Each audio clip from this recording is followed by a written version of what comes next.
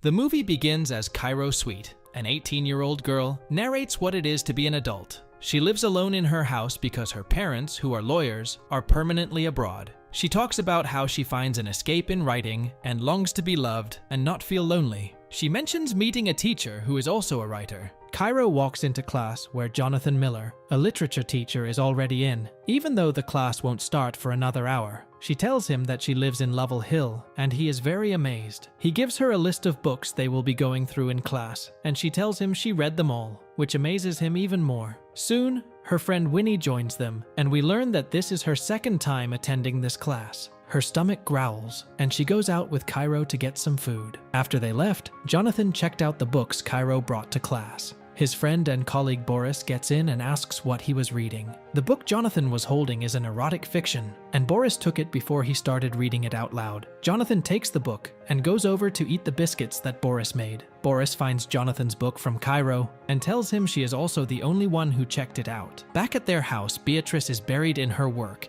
as Jonathan tries to get her attention. He tells her about Cairo and the kind of books she reads. He also lets her know that she has checked out his book from the library, but Beatrice mocks him. She gets a call from Amy, and Jonathan leaves to open some music as she gets angry over the phone. They share a drink as Jonathan starts reciting lines from a book called Under the Roofs of Paris as he kisses her. As they started dancing and making out, Beatrice's phone rang and she had to leave. Boris complains about having a terrible weekend as he and Jonathan are sitting on the court. They looked over to the woods, and Boris told him that there could be ghosts in there, and the plant feeds on the souls of the dead. Cairo walks out of the woods and greets them. Both of them kept asking her questions, and Boris offered her some biscuits before he left, while mocking Jonathan. Jonathan asks if she doesn't get scared walking through the woods all by herself, but she tells him she's the scariest thing in there. As Boris walks into the hallway, Winnie stops him and starts teasing him. He stops and talks to her as she tells him she wants to be in his class and he can tutor her. Cairo watches them converse from a corner. Winnie tells her that she is seducing Boris and asks if she is jealous in a sing-song voice. Winnie and Cairo are in Cairo's house while she is smoking.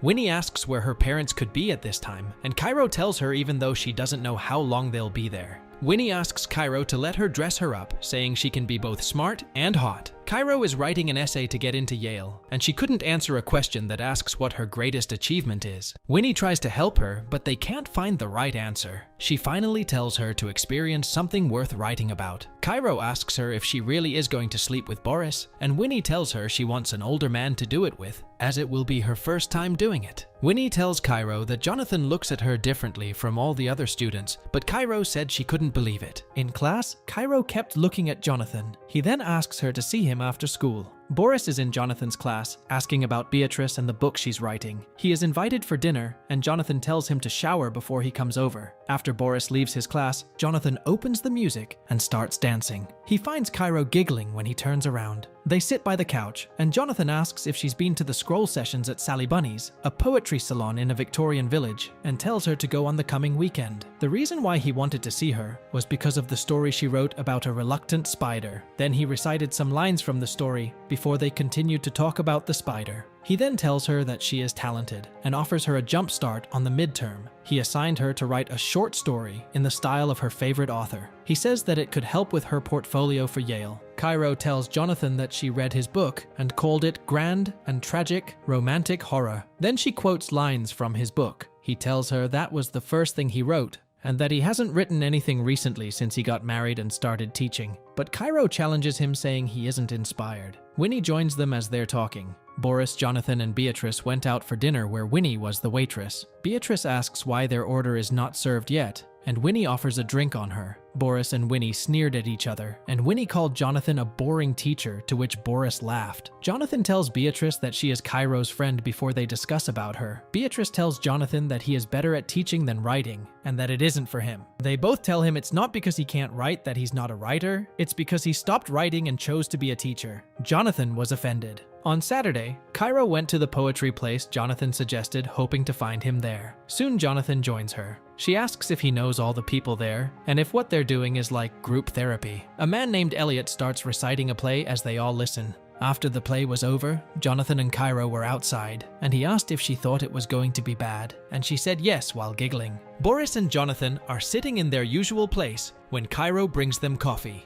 Boris offers her a biscuit he made, and she suggests that he sells them to raise money for his team and that she will help with Jonathan. In school, Jonathan gets a text from Beatrice suggesting that they go on a trip for the weekend. Cairo and Winnie went by Jonathan's class to find him hurrying to leave. He tells them about the trip with his wife. Cairo asks him for approval on the writer she chose for the midterm. They talked for a bit and he left. Winnie starts mocking Cairo for the way she talked to Jonathan while getting on his desk, and Boris walks in on them talking about it. He says he agrees with the biscuit baking idea and asks them both to help. Winnie stops him and asks for his number to make it easier and faster. After getting Boris's phone to call Cairo, she puts it in her chest and is about to leave, but Boris takes it back. Jonathan is waiting for Beatrice to finish up when he gets a call from Cairo on her phone. He happened to have her phone in his bag, and she called to ask him to drop it off at her place. By the time he gets there, it is raining, and he asks Cairo to come to his side, where the rain is pouring before they kiss. Cairo is in her house watching TV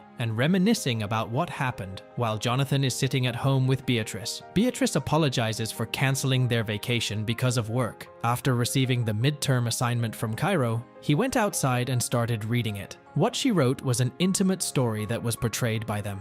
Jonathan starts to please himself while reading the story. On Monday, Cairo waited for Jonathan in his class, and he walked past her after greeting her coldly. He tells her that she needs to choose another author because her story is inappropriate. He asks her why she chose that materials, and she answers him that it's about them. She tries to explain to him that the story is appropriate in different aspects, but he tells her to write a new story with a new author. Cairo tells him to stop talking to her like a stranger and tell her what he means, so he tells her to rewrite it. And if she doesn't, he will have to fail her for the midterm. He tells her he feels foolish and calls her a child. She tells him that his writing is bad and calls him a nobody, impotent and mediocre, while crying, daring him to fail her. Cairo walks out, thinking of heartbreak, and refers to it as a car crash. Cairo went home and drank while crying with Winnie by her side. Jonathan gets home and tells Beatrice he had a bad day, to which she offers him a drink. He tells her about the conversation he had with Cairo and the story she wrote. Beatrice excitedly asks him to show her the story. After reading it, she makes Jonathan say how Cairo described him in the story. Cairo asks Winnie to distract her, and she asks her to text Boris saying she's drunk and what he is doing. Jonathan keeps on reciting the lines from Cairo's story as Beatrice takes his hand and makes him touch her. They stopped making out when they saw Boris knocks and get in. Winnie tells Cairo that she wants to be liked by Boris and that she wants him to sleep with her. Cairo makes her tell Boris that she's with her and that they're doing what girls do when they're alone at night. Beatrice finds Boris smiling at his phone and asks who he is texting with, but he won't tell her. He replies to Winnie telling her to go to bed. Cairo gets angry and tells Winnie to take off her shirt as they are going to be making out for Boris. They got very close and started making out while Cairo took a picture and Winnie sent it to Boris. Earlier that day, Cairo had sent the story she wrote to the principal. Beatrice gets a call from there and gives it to Jonathan. Boris suddenly decides to leave, saying his goodbye to Beatrice. Jonathan learns that the principal got the story from Cairo and tells Beatrice about it, and that he thinks that Cairo did it. He says that if she can convince them that something's happened between them, he could lose his job. Beatrice asks if something happened between them as teenagers, which is very dangerous, and if he should know what he's doing. The next few days, Cairo didn't show up to school, and Winnie looked very sad.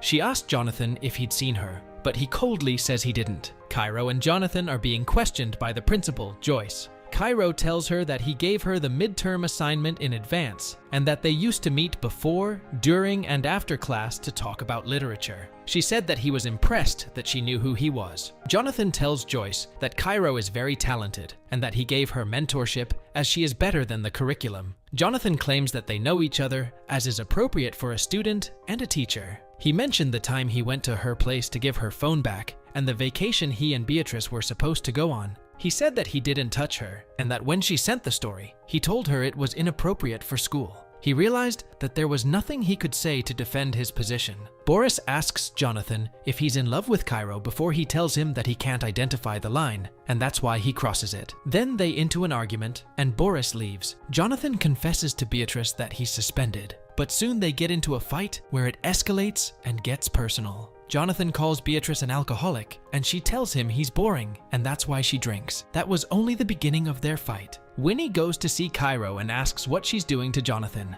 Cairo tells her that she's testifying against him in front of the school board because he underestimated her. Winnie tells her she will testify against her, but Cairo blackmails her with the evidence she has of her and Boris. Cairo tells her that this is her greatest achievement. The movie ends as Cairo stands on her bed, reading her essay about her and Jonathan, as we see Jonathan losing his job, Boris and Winnie walking past each other as strangers, and finally Cairo finding Jonathan and crying as she sees him in school. Even though she's hurt, she says that she believes what happened has shaped her into something new, a hero, a villain, and a writer. And with that, the movie ends. We hope you enjoyed our video. Watch the next recaps on the screen, and don't forget to subscribe for more amazing recaps. See you in the next one.